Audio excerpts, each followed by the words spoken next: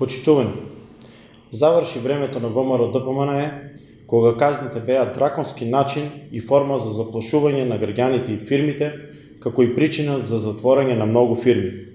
Евидентно е дека владата, предводена од СДСМ, остварува праведна и правична казнена политика, што резултира со добра соработка помеѓу институциите и граѓаните.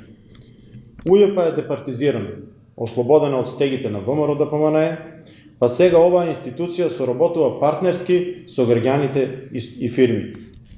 Во 2012 година, во екот на пустошењето на ВМРО ДПМНЕ, само од регионалната дирекција на УЈП во Штип беа изречени 207 глоби за правни и физички лица со вкупен износ од 506.250 евра.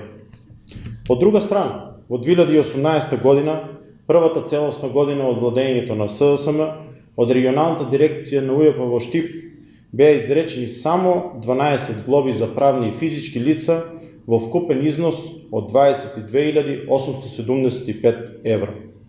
Во нашиот регион износот на глоби е намален за неверојатни 95%. Ако во времето на ВМРО ДПМНЕ инспекторите имаа норми за казнување и веднаш се изрекуваа казни, денес најпрво се изрекуваат опомени, па во разумен рок се поправа грешката.